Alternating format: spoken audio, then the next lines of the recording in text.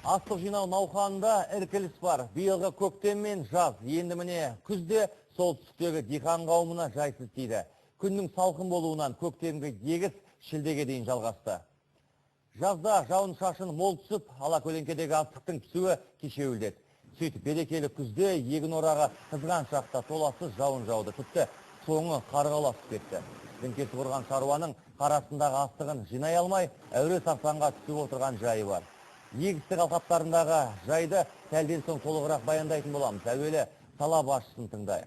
Идет уборка урожая во влажных условиях. Егін ораға жауын-шашын ауа райында жүргізілуде. Сондықтан дымқыл тартқан астықты кептіруге тура келеді.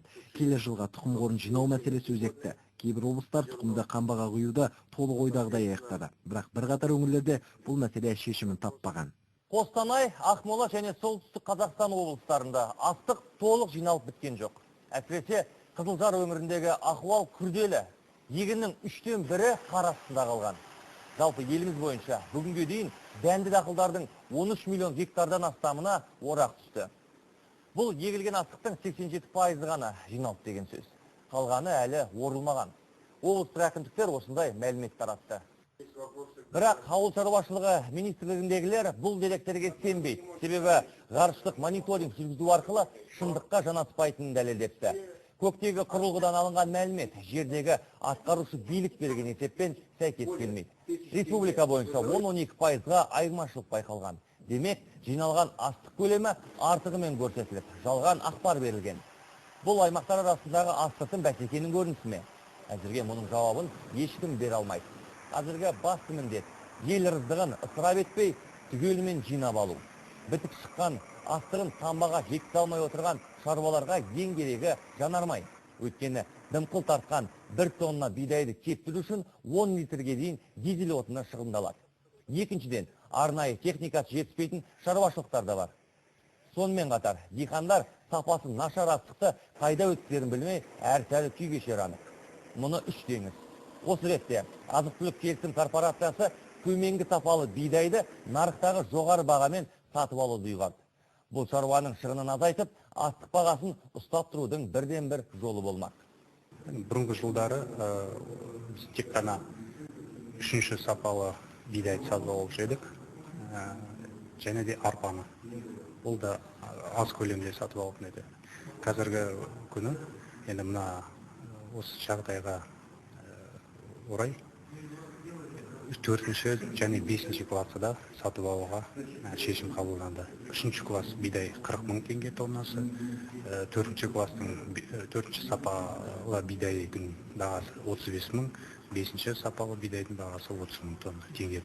Астық орағына қатысты түйткілдерді шешу үшін қайтпек керек. Біз студиямызға ауыл шаруашылығы министрлігі өсімдік шаруашылығы өнімдерін өндіру және фитосанитариялық қауіпсіздік департаменті директорының орынбасары Бақыт Ілиясовты шақырдық. Бақыт Мадилов, студиямызға қош келіпсіз. Енді алғашқы сұрақтан бастайық. Биыл тамыз айында 17 миллион астық бастырылады деп алдын ала болжам жасаған едіңіз.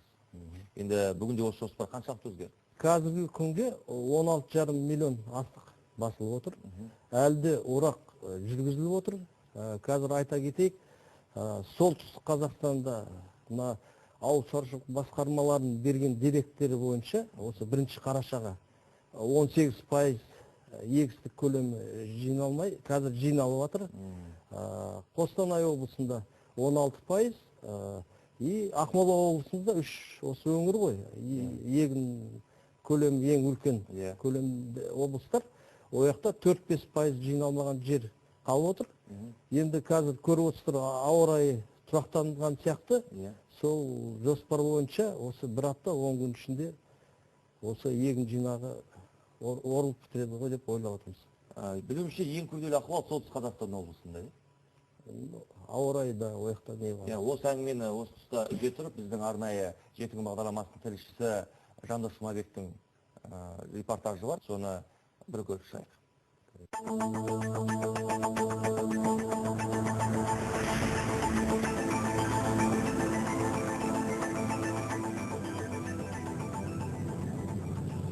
Міне 4 шақырымдық жолды артқа тастап, біз солтүстік Қазақстан облысының аумағына да кіріп үлгердік. Өздеріңіз көріп отырсыздар, сыртта қарлы боран, жел соғып тұр.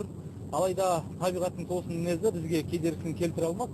өйткені біздің топ барлығына сақадай сай. Енді аздаған минуттардан кейін біз облыстағы егін орағы науқанының қалай жүріп жатқандығын, онда қандай мәселелер бар екендігін анықтайтын боламыз. Бізбен бірге болыңыздар. Облыс аумағына кіргеннен ақ жол бойындағы егін алқабын көрдік. Бірақ егін басында не техника, не шаруалар көрінбейді. Өздеріңіз көріп отырғандай, мына егін алқабына әлі комбайнның тізде тимепті. Бұнда қанша гектар бидай әлі орылмай жатқаны белгісіз. Бізге белгілісі егіннің барлығы жерге жығылып құлап жатыр. Неше күн қар мен жаңбырдың астында жатқандықтан көгеріп сапасы да бұзыла бастапты. Енді бұл егін қашан орылып қамбаға жеткізілетіні әзірге белгісіз. Біз жолай Аққайың аудандағы Аққармен алысып, егін жинап алуға жанталасып жатқанына серіктестікке тоқтадық. Бүгінге дейін олар астықтың 60%-ын ғана орып үлгеріпті. Ауа райының қолайсыздығы өз алдына суықтан жанармайлар да қатып қалған. Жағармай Шымкенттікі сапасы нашар, тіпті 0 градусқа шыдамай қатып қалуда. Қазір қатқан жанармайды ерітетін сұйықтық сатып алып жатырмыз. Оның өзі көпке шыдамайды, ал қыстық жанармай жоқ. Погоду выбираешь каждую минуту. Вот. Жұмыс өнбейді, ауа райы адымымызды аштырмай жатыр. Комбайндар бір айналым жасағаннан кейін астық дестелегіш тістеріне қар мен мұз толып қалады. Оны қайта-қайта тазалаймыз. Уақыттың бәрі осымен өтеді. Біз Петропавл қаласына келгеннен кейін осы облыстағы тілшіміздің көмегімен егінін жинай алмай жүрген шаруашылық басшыларына хабарластық. Неге екені белгісіз, олардың барлығы бізбен кездесіп, мәселелерін айтудан бас тартты. Себебі оларға облыстағы атқамінерлер егін науқан жайында ешкімге тіс жарып айтпауды өтінген екен. Скажите, пожалуйста, как с уборкой дела? Ну, с уборкой это половина убрали, половина на волку, снегом наваленный лежит. Біз сізге хабарласып тұрмыз деймін.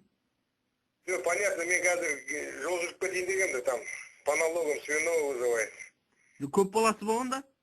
Ну да, целый день там налоги оплачивают, анау-мынау. Жаңа поляға барам деп едіңіз ғой. Ну, там походу, что, поляға жіберетін адам бар ғой сейчас, кушать тракторға салып жіберем и все. Вот хотели бы приехать к вам в гости, побеседовать с вами, рассказали бы нам. Надо ко мне, кому-нибудь другому. Почему? А не хочу на телевидении. Просто не хотите или как? А не хочу я.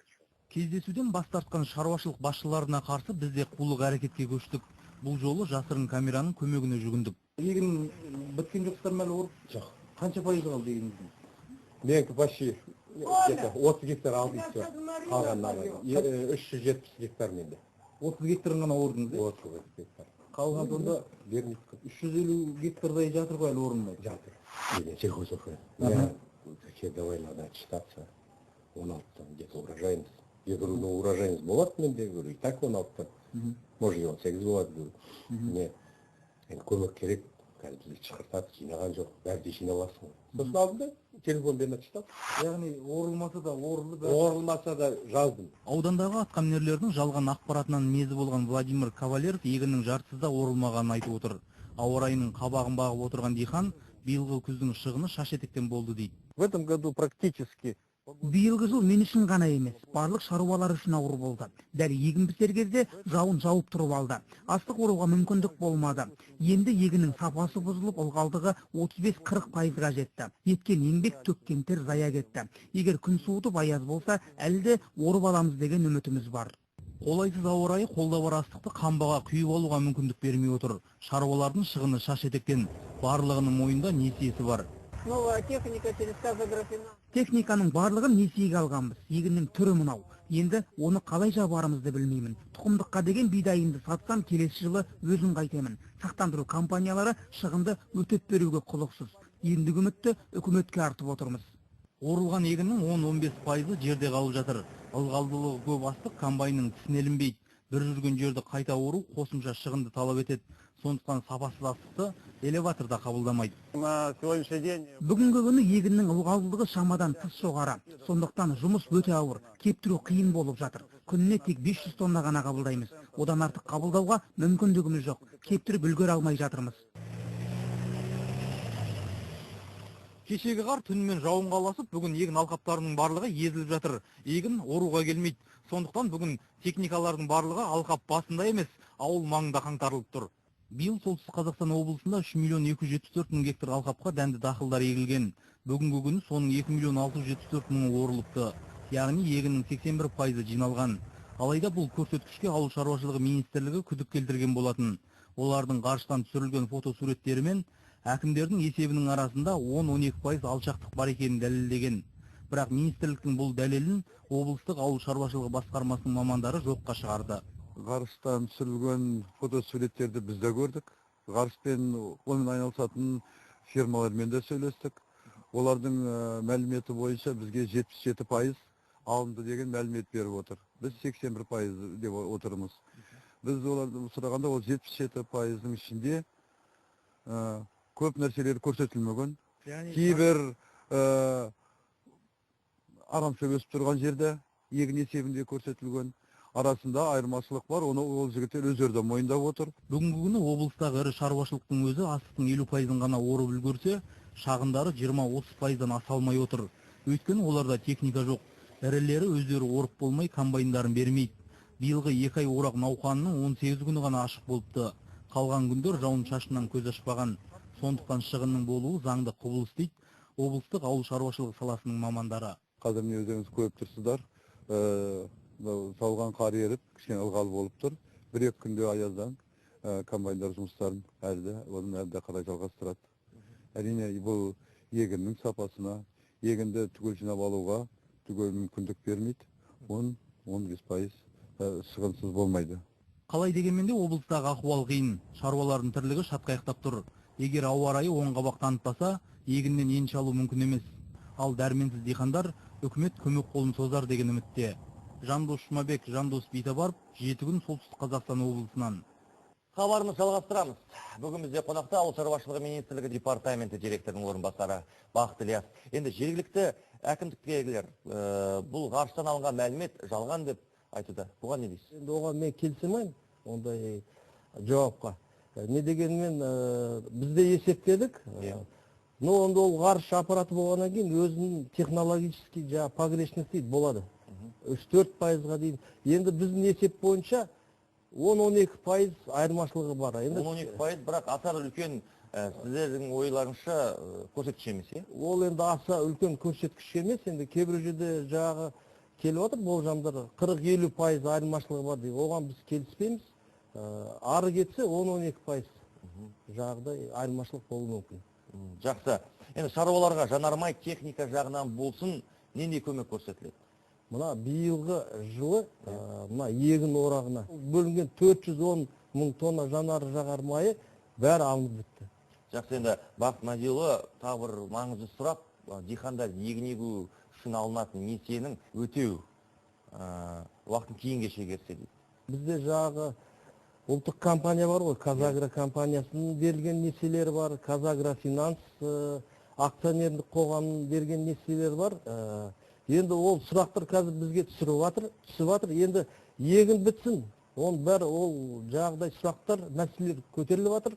Ол қаралады. Өзіміздің жаңа агробизнес 2020 бағдарлама бойынша жағдай финансовое оздоровление дейді. Жаңа агро құрылымдарды көмек беру. Соның аясында бұның бәрі қаралады. Келер жылға тұқым қор жетіспей қалуы мүмкін деген ақпарат расқа айнала ма? Қазіргі таңда 1 қарашаға ауыл шаруашылық басқармалары берген болжам бойынша бізде жоспарымыз 2,1 миллион тонна засыпка жасауымыз керек. Соның ішінде қазір 1,7 миллион тонна құйылған тұқым. Қалған жаңағыдай жетіспейтін тұқым көлемін облыстық әкімшіліктерді ойластырып жатыр. Мына сыртқы Ресейден алып келуге, жаңағыдай екі облыста обмен деген болады. Сол арқылы сол жетіспеген көлемді жабуға тырысамыз. Отандық астық экспортына қатысты жыл сайынғы межеміз орындала ма деген сұрақ сіздер не айтып жатсыздар? Енді орталық экспорт көлемін орындаймыз деп ойлап отырмыз. Ол орташа 7-8 миллион тонна құрап отыр жоспар бойынша. Ал енді биылғы науқанның бір ерекшелігі биылғыдай бидайдың нарық бағасы жоғарыдай. Ол енді тарихта осындай бірінші рет байқалып отыр. Науқан кезінде бидайдың бағасы түсіп кететін. Қазіргі мынау кейінгі болжам бойынша бидайдың бағасы 42-45 мың теңгеге дейін көтеріліп отыр. Ол деген біздің диқандарға өте жақсы көмек. Өз алынған бидайын, өнімін жақсы бағамен сатуға болады. Ішкі нарықтағы астық бағасы былтырға қарағанда көтерілді. әлеуметтік нан бағасы қымбаттап кетпей ме деген сұрақ міндетті түрде туындайды. Біздің министрлік сол себептен жаңағы мынау нан бағасын тұрақтандыру бойынша мына облыстармен меморандум жасалынып, осы 1 қарашадан бастап келесі жылдың қыркүйек айына дейін сондай арзандатылған бағамен бидай жіберу туралы шаралар көзделіп отыр. Яғни әлеуметтік нан бағасы қымбаттамайды. Қымбаттаса да 4-5%, ол енді біздің халыққа онша қатты әсер мүмкін емес. Жақсы сұхбатыңызға рахмет, арнайы бізге уақыт бөліп келген үшін. Рахмет. Біз хабарымызды жалғастырамыз.